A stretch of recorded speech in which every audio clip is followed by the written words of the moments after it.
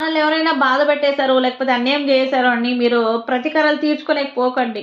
దేవుడని గూడా ఒకడుంటాడు గదా! ఏది అన్యాయమో, ఏది న్యాయమో చూస్తూ ఉంటాడు. శిక్ష అనేది ఖచ్చితంగా ఏస్తాడు. లేట్ అయినా పర్లేదు.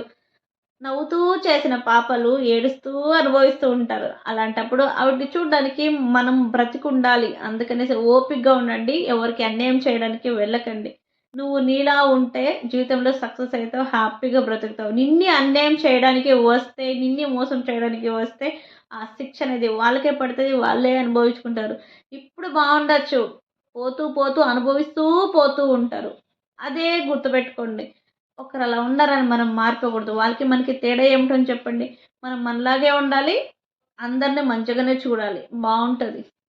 వాళ్ళు జేశారని మనం జేస్తే వాళ్ళకి, మనకి తేడా ఉండదు. అసలు అదేదో శిక్ష అనేది మనం అనుభవిస్తూ ఉంటామనమాట. ఈరోజు కష్టపడొచ్చు. రేపు సుఖంగా, సంతోషంగా ఉంటాం.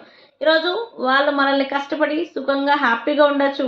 కానీ బాధపడే రోజు దగ్గరలోనే ఉందని వాళ్ళకి తెలీదనమాట. అర్థం చేసుకొని బ్రతకండి. మీరు మీలాగానే ఉండండి.